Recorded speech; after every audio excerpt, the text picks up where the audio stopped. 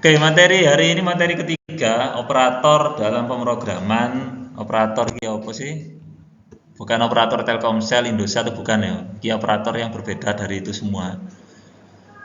Jadi dalam pemrograman operator itu digunakan untuk melakukan operasi atau perhitungan terhadap variabel atau nilai. Kalian punya variabel, kalian punya nilai, kalian ingin memodifikasi atau ingin menggunakan operator untuk variabel dan nilai itu. Contohnya angka 5, kalian ingin menjadikan angka 5 itu menjadi angka 10. Caranya gimana? Diapain? 5 ke angka 10 ditambahkan atau dikalikan. Ditambahkan angka 5, dikalikan angka 2. Dikalikan dan ditambahkan itu adalah operatornya. Paham? Yang akan kita pelajari ya operator itu ya penjumlahannya, ya perkaliannya dan lain sebagainya nanti. Yang pertama operator aritmatika atau operator matematika lah gampangannya. Ono apa ae? Penjumlahan, pengurangan, perkalian, pembagian dan modulus atau sisa hasil bagi. Yang paling sering saya gunakan 4, penjumlahan, pengurangan, perkalian dan pembagian. Modulus Pak, jarang banget. Jarang banget, hampir nggak pernah. Mungkin nggak pernah saya pakai modulus. Tapi bermanfaat. Untuk apa modulus? Untuk mencari bilangan prima.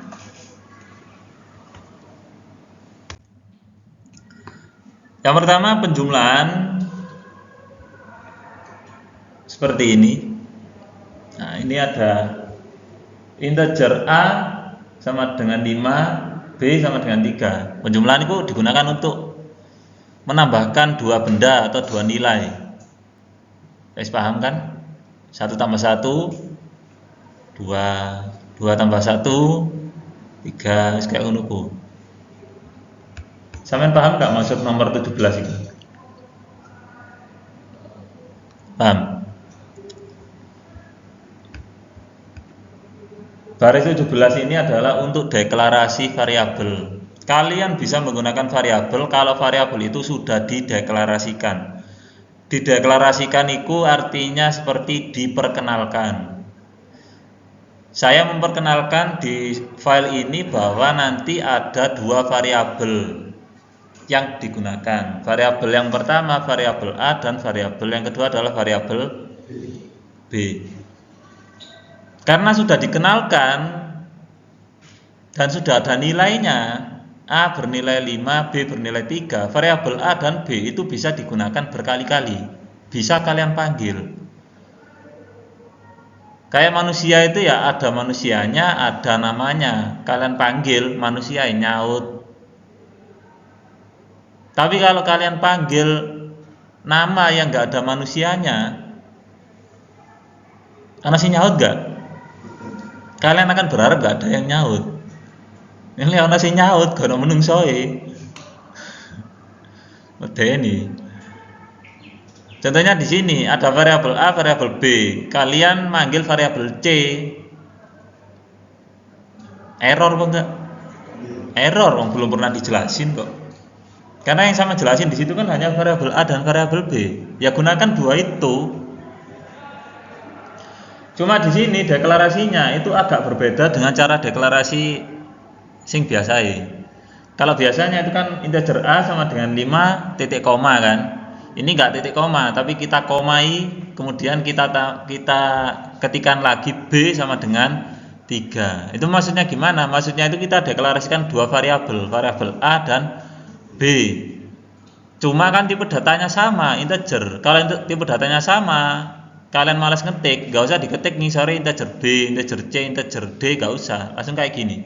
Integer A sama dengan 5, koma B sama dengan 3, koma C sama dengan 10, contohnya kayak ngono. Kalau tipe datanya sama, tinggal di koma-komai terus saja. Kalau lagi males. Kalau nggak males, ya ketikan biasa. Paham? Pakai koma bukan pakai titik ya. Jadi koma ini pemisah dua variabel. Ini nih ngetiknya lagi males kayak gini, efisiensi baris supaya barismu gak dawa-dawa. Kemudian A sama dengan 5, B sama dengan 3. Kalian ingin menjumlahkan A dan B dan disimpan di variabel baru, di variabel yang bernama hasil. Variabel hasil ini akan menyimpan nilai A ditambah B. Kalau di print hasilnya adalah 8. Paham sampai sini? Usahakan nama variabel itu nama variabel yang sesuai dengan datanya dan kalian ingat nama itu. A dan B. A ini apa sih? B ini apa sih? Kalian ngerti maksudnya gak apa-apa. Tapi seperti yang saya jelasin minggu kemarin, nama variabel itu jangan menamai variabel, jangan males-malesan dalam memberi nama variabel. Ojo males. Kalau nama variabelmu itu memang harus panjang, ya tulisan panjang. Contohnya apa ya? Ya seperti persegi panjang. Persegi panjang kan luasnya apa? Luas persegi panjang rumusnya panjang kali lebar. Nah, berarti harus ada dua variabel, variabel panjang dan variabel lebar. Jangan ditulis variabel A dan variabel B. A itu apa? Panjang apa lebar? Gak ngerti sampean. Seperti yang saya tulis di slide saya ini, A itu apa? Panjang apa lebar? Saya nggak tahu. Oh, A ini panjang. Lah iya, iya. Lah ini Pak, A itu lebar. Keliru kabeh source code-mu. Ya enggak? Sama singkat boleh, tapi singkat usahakan ingat kalau disingkat. Panjang dan lebar, singkat aja lah. Panjangnya P, lebarnya L, boleh. Jangan pakai karakter lain. Panjangnya A, lebarnya B, volumenya C. Mbok urut aja teko A sampai Z. Bingung dewe sampean. Paham? Jangan males-malesan memberi nama. Mending nama itu sejelas-jelasnya lah. Kalau harus singkat ya silakan disingkat, tapi ingat-ingat bahwa karakternya itu ya sampean tahu bahwa itu variabel ini loh. Paham ya? Cara amannya ya tulisan lengkap, panjang, lebar kayak ngono. Paham ya? Karena nanti kalau kalian males nulis nama variabel, itu akan menjadi jebakan untuk kalian sendiri dalam ngoding. Oke. Ada pertanyaan?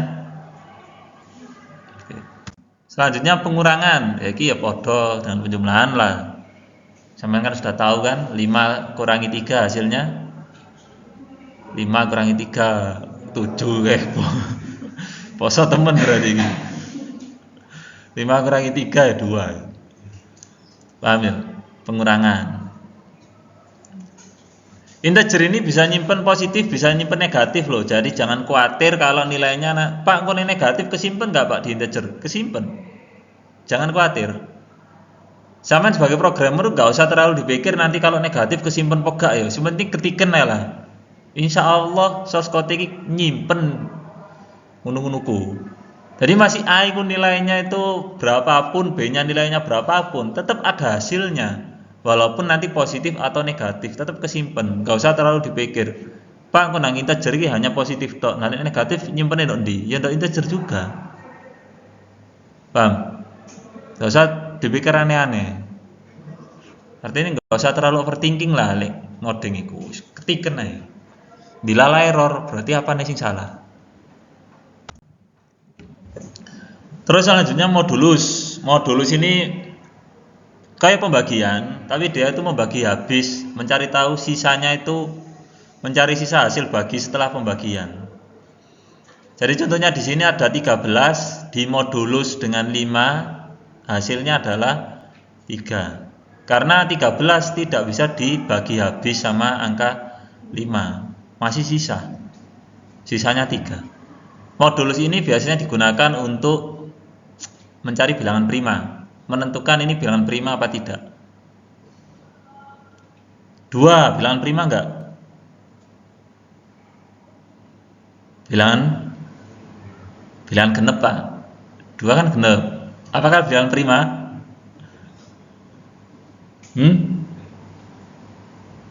Prima.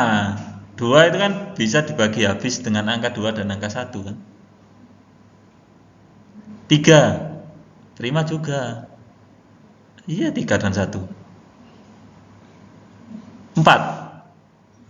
Tidak, 4, 2, 1. Kan? 5. 5 prima ya. 5 dan 1 kok. 6 enggak. 7 prima. 7 dan 1. 9.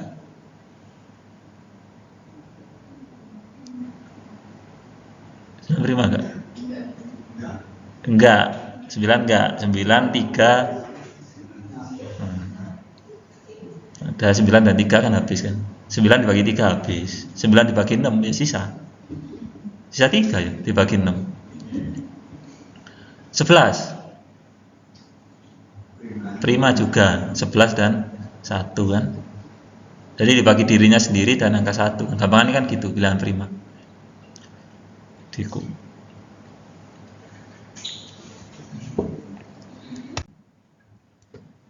Selanjutnya operator logika. Yang tadi itu aritmatika, matematika. Matematika itu ya penjumlahan tadi, pengurangan dan lain-lain sing biasa sampean gunakan secara nggak sadar. Baik sampean tuku jajan niku ya sampean mengimplementasikan matematika. Walaupun kalian ngomong nggak suka matematika, tapi tiap hari kalian menggunakan matematika secara nggak sadar, ya kan? Kalian kerja dapat uang, ya kan matematika juga. Gak seneng tapi ini digawe. Selanjutnya ini logika. Logika itu untuk membuat keputusan atau pengujian kondisi yang melibatkan nilai boolean true atau false. Biasanya digunakan di if nanti, di percabangan. Jika kondisi 1 terpenuhi enggak, kondisi 2 terpenuhi enggak, itu logika. Bayangkan kamu sedang berdiskusi dengan temanmu tentang beberapa aturan. Jika 2 aturan dipenuhi, kamu setuju. Jika tidak, maka tidak setuju. Contohnya ada 2 aturan nih. 2 aturan itu dua-duanya harus terpenuhi, baru saya setuju. Entah banyak sampean kepingin nikah. Kalian nikah itu syaratnya apa? Yang pertama apa? Balik dhisik apa gak? Durung balik oleh nikah. Di Indonesia umurnya berapa di Indonesia? 18 kan, punya KTP boleh nikah. Wis di KTP durung? Nah, wis oleh berarti. Oke, punya KTP. Terus kondisi kedua. Iya, apa? Ada calonnya, bener. Baik kalau calonnya nikah karo sapa? Iya kan? Lu mau nikah karo Gedebok itu calon. Memang Gedebok gelem sampai nikahi. Iya enggak? Tetap harus ada calonnya. Oke, 2 aturan itu ya. Aturan pertama KTP, aturan kedua calon, ada calon. Ketika sampean punya KTP tapi nggak punya calon, nggak bisa nikah. Siapa yang mau sama nikahi? Iya enggak? Sampean punya calon dorong di KTP, gak diizini karo KUA. Iya kan? Daftar apa iso? Gak diizini karo KUA. Diizini siapa, Pak? Diizini Mudin paling oleh ini. Tapi gak oleh legalitas. Ya apa di siri ta. Tapi kan syaratnya sampean ya baleo dhisik rek, mosok sik MI njaluk rabi. Durung balik gopo ya. Paham ya? 2 aturan harus terpenuhi. Itu pakai gerbang, pakai operator logika. Ngecek aturan pertama terpenuhi enggak? Oh terpenuhi. Wis KTP. Aturan kedua terpenuhi enggak? Oh terpenuhi juga, sudah ada calonnya. Ya berarti silakan nikah.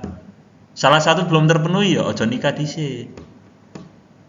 KTP duwe calonnya durung, ya cari calon dulu.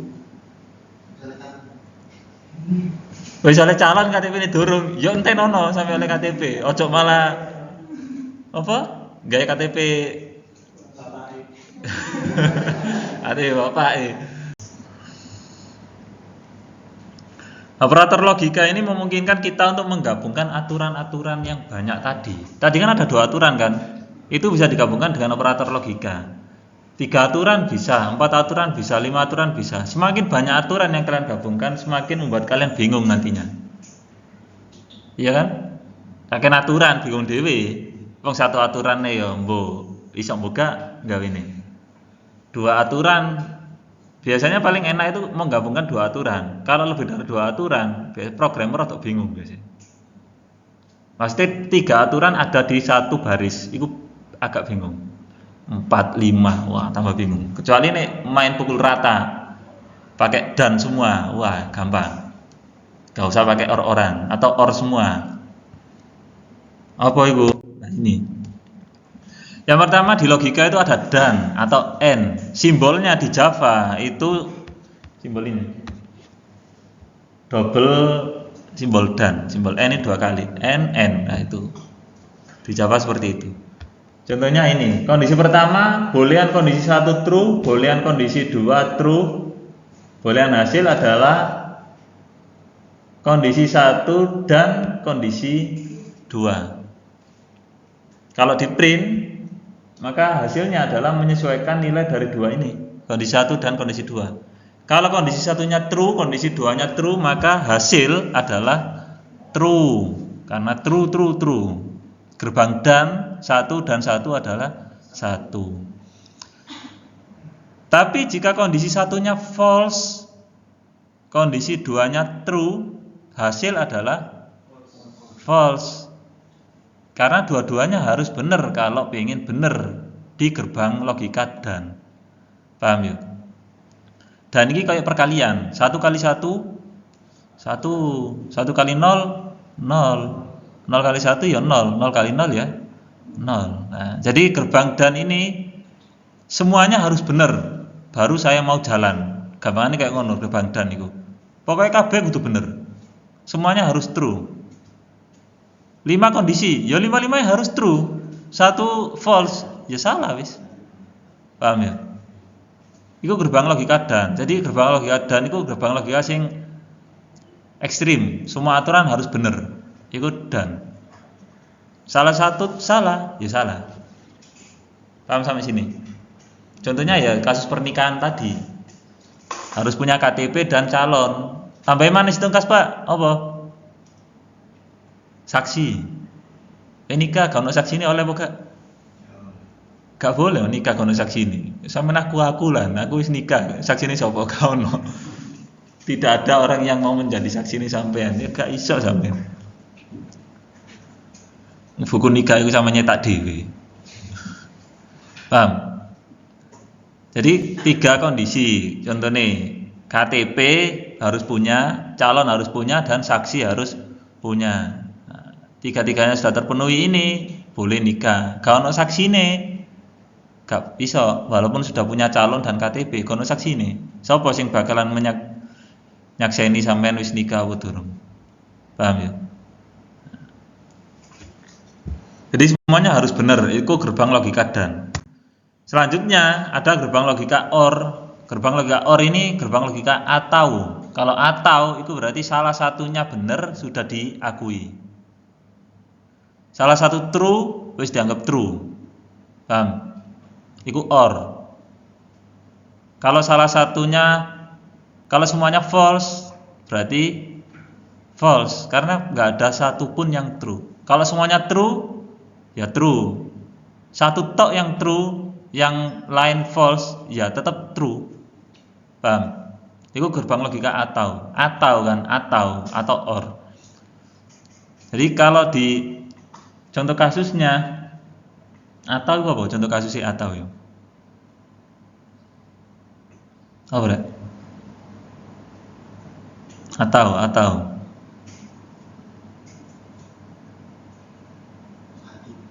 Sakit.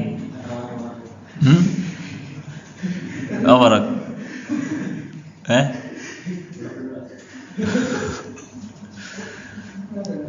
Apa Rek gerbang atau Rek? Contoh nih.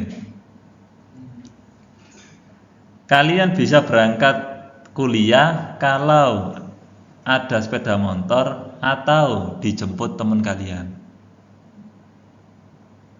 Ya. Ketika ada sepeda motor, ya udah bisa berangkat, nggak perlu nunggu kan? Tapi ketika sepeda motornya nggak ada atau sepeda motornya bernilai false, tapi ada jemputan true, bisa berangkat. Iya nggak? Sama nggak perlu ada sepeda motor, ono sing jemput kok, ya kan? Berangkat iso. Nggak ada jemputan, kalian punya sepeda motor, ya bisa berangkat sendiri kan? Nggak ada jemputan, nggak ada sepeda motor, false semuanya, berangkat kuliah. Enggak, bakal false. Karena saya tahu rumah kalian kan nggak ada yang jarak dari rumah ke kampus ini hanya 2 km no. Siapa man? Sama enggak? Oh, sama. Itu berarti di luar kasus itu. Di luar kasus karena nggak ada sepeda motor, nggak ada jemputan, jalan kaki ya lah. Ini Barok gak yakin Rod. Berapa kilo? Aduh. 8 lumayan jalan kaki. Gerak jalan 3 jam ya di sini. Kalau saya dulu kuliah itu 15 menit jalan kaki. 15 menit itu nggak tahu berapa kilo 15 menit. Jalan kaki santai 15 menit. Pernah ujian itu hampir telat. Nggak ada tebengan, nggak, karena kebetulan kontrakan saya itu kontrakan sing nggak ada temen yang satu jalan, jadi gak ono tunutan. Jadi ujian pernah hampir telat ya wis. Sepeda engkol itu lagi bocor paling, lari wis dari kontrakan ke kampus. Gak nyampe 10 menit. Ya kurang lebih 10 menit lah lari. Kalau jalan santai 15 menitan, lari cepet itu 10 menit. Tapi lari-lari ini wong biasa, gak lari ini atlet wis. Sepite ya sak mono ae. Engko kadung pegel dalan yo leren dhisik. Timbangane dipaksa mlayu terus untuk kampus maput. Gak melu ujian malah. Tapi lumayan 15 menit. 15 menit itu pirang meter ya? Pirang kilo ya? 500 meter? Lebih deh, sak kilo mungkin. Sekitar 1 kilo mungkin. 15. Pokoknya saya dulu nyari kontrakanku yang kalau jalanku nggak lebih dari 15 menitan. Karena ada kemungkinan nggak dapat tunutan. Mungkin ini enak kuliah sampean. Kuliah kan sampean jame kan kayak paket kan. Kelas A yo A, kelas B yo B, mesti koncone kan iku ae kan. Kalau saya dulu di kampus saya yo enggak. Kuliah itu ya random, fleksibel sampe. Satu mata kuliah itu enggak hanya 1-2 kelas. 3 kelas, satu mata kuliah, 3 jadwal. Dan mungkin dosennya ada 3 juga. Adi lek gak seneng dosen iki gak usah dijopok. Kelas Pak iki, njopok kelas liyane. Jadi ana mata kuliah iki PBO ABC, gak seneng ndok A. Gara-gara dosen iki, ya njupuk sing B to njupuk sing C. Atau jadwale bentrok karo liyane njupuk sing. Dadi mata kuliah iku jadwal sak semester iku yo kadang AKB itu semester 1 tok. Setelah itu campur aduk, ya ono A, ya ono B, ya ono C. Jadi koncone iku wis kocar-kacir. Maksudnya semuanya iku kenal. Makanya gak bisa dipastikan saiki aku iki koncone sapa ya, nebeng sapa ya iso. Jadi nebengan rada angel. Oke, paham sampai sini? Gerbang atau paham ya? Oke, selanjutnya gerbang not.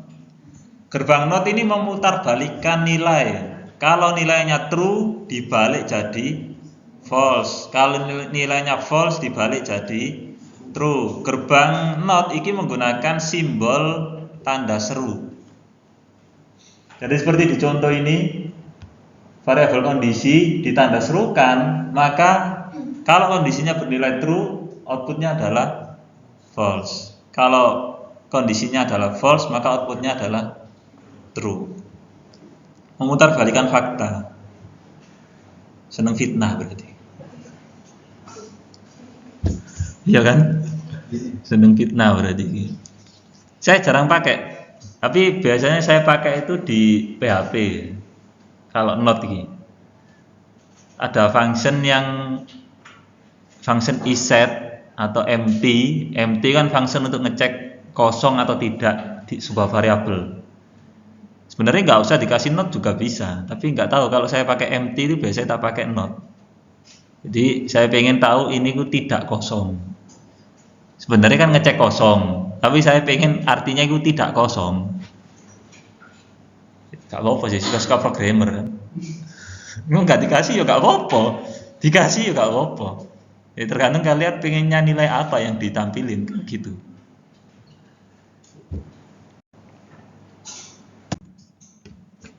Programmer bebas, kalian mau membuat source code seperti apa suka-suka kalian. Yang penting hasilnya bener.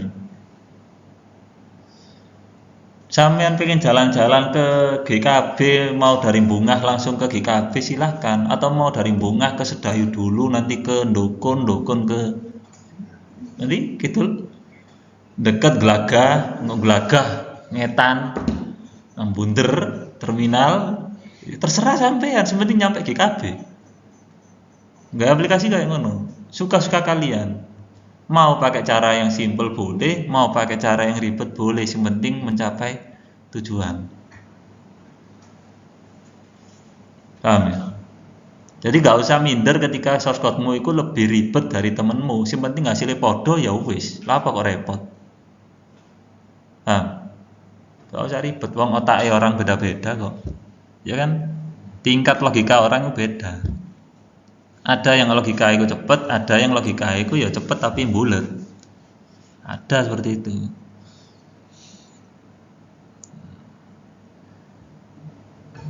Nah, di sini operator perbandingan ini membandingkan dua nilai atau variabel. Ada dua nilai nih, kalian ingin bandingin. Dua nilai ini sama persis atau lebih kecil salah satu atau lebih besar salah satu. Itu operator perbandingan. Paham ya? Kan iki sering sampean pakai juga operator perbandingan. Ketika sampean mau beli nasi bungkus harganya 10.000, kalian ingin mengeluarkan di dompetmu itu ada uang 5.000 dan 50.000. Kira-kira ngeluarin uang yang mana? 50.000 karena harus yang lebih besar atau sama dengan dari harganya kan. Bayangkan kalian gak mikir ngono. Wis tak jopo sing paling ndukur ya 5.000 jopo. Dimarahi sama yang jual enggak? Dimarahi kan? Mas, 5.000 mas, kurang 5.000. Oh nggih, sik ngapunten. Sini ya. Padahal sampean nggo dhuwit 50.000, gara-gara sampean gak mikir anggar jopo. Jadi malu kan? Sering kalian gunakan operator perbandingan itu. Jadi saya durungi bayar dibanding-banding dhisik. Uang saya ini lebih besar dari harganya apa enggak? Balik kurang, gak ngira berani beli. Ya kan? Berani Pak, ngutang.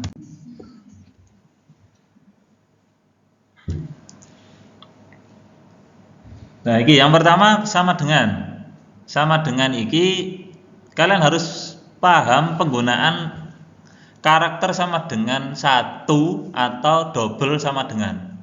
Harus paham ya. Kalau kalian ingin membandingkan dua nilai itu sama atau tidak, berarti pakai sama dengannya ini dua, double sama dengan.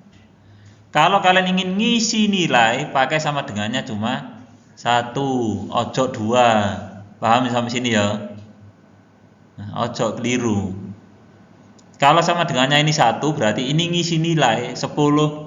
Angka 10 ini akan masuk ke variabel A karena pakai sama dengannya 1. Tapi kalau pakai sama dengannya 2, ini berarti membandingkan A ini dan B nilainya itu sama apa tidak. Paham? Diingat-ingat, kalau sama dengannya 1 itu ngisi, kalau sama dengannya 2 itu membandingkan. Paham ya?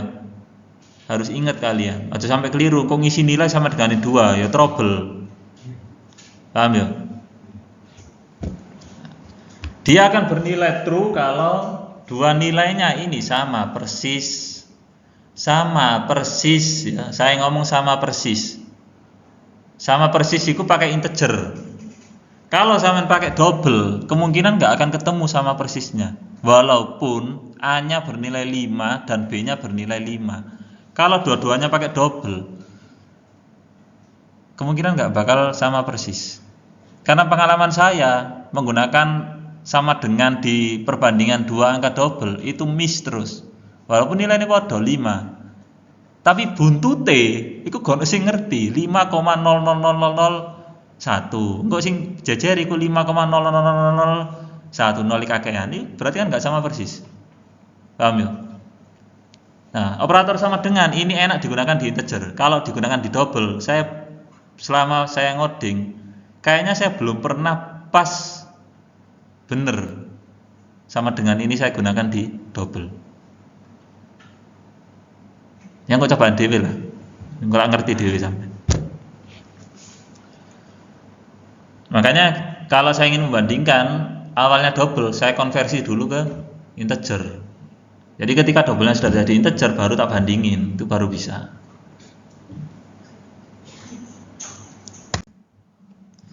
Terus selanjutnya tidak sama dengan. Kalau tidak sama dengannya itu 1, tapi ditambahi dengan simbol tanda seru depannya. Ini tidak sama dengan. Jadi kalau 10 dan 5, 10 tidak sama dengan 5, hasilnya true. Paham ya? Jadi yang tidak sama dengan dan sama dengan tujuannya itu sama sebenarnya. Tujuannya itu untuk mencari tahu dua nilai ini sama apa tidak. Cuma returnnya yang berbeda. Kalau sama dengan hasilnya dua-duanya harus benar baru true. Tapi kalau yang tidak sama dengan kalau tidak sama dengan itu berarti harus berbeda baru bernilai true. Kalau sama dengan bernilai false. Selanjutnya lebih besar dari. Kalian paham kan? Tahu kan lebih besar dan lebih kecil? Aja sampai kebalik loh, rek. Masang gini-gini. Ya, jangan sampai kebalik. Ya, jangan sampai kebalik. Kalau ini lebih besar, A lebih besar dari B. Apakah A lebih besar dari B? Ya. Yang besar dimakan. Ya, bayangin itu mulut kan. Yang besar itu dimakan. Apakah A lebih besar dari B? Kalau A 10, B 5, maka hasilnya true. Tapi kalau A-nya ini 1, hasilnya adalah false. Oke. Soalnya lebih kecil. Nah, ini kebalikan dari yang tadi. Simbolnya dibalik, diputer. Paham? Terus lebih besar atau sama dengan? Lebih besar atau sama dengan? Lebih besar atau sama dengan. Paham ya? Jadi boleh lebih besar, boleh sama dengan baru bernilai true. Kalau lebih kecil nilainya maka hasilnya adalah false. Contohnya ini, A 10 dan B 5. Apakah A lebih besar atau sama dengan 5? Iya kan? 10 kan lebih besar dari 5. Berarti nilainya adalah true. Kalau A-nya 6, true juga. A-nya 5, true juga. Kan sama dengan dia. Nasibnya sama dengan dia true. A-nya 4, false. Karena dia tidak lebih besar atau tidak sama dengan 5. Paham sampai sini? Dan satu lagi, ini lebih kecil atau sama dengan. Ini berarti lebih kecil. Contohnya ini A5 B10. Hasilnya true. Karena A lebih kecil atau sama dengan 10. Kalau A saya ganti jadi 10, hasilnya true juga, masih sama dengan. A saya ganti jadi 11, false. Karena dia tidak lebih kecil atau tidak sama dengan. Dia nasibnya lebih besar, jadi false.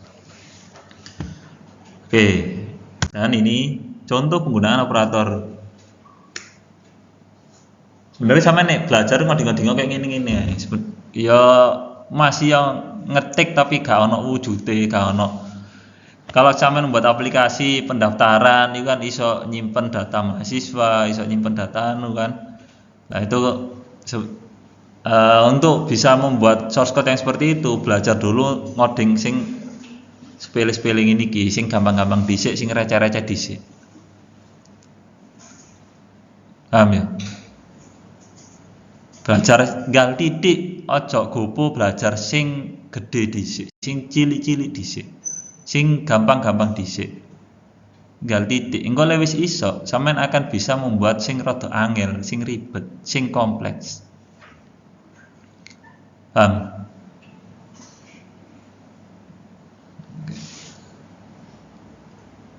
Oke, ono kesimpulan nih.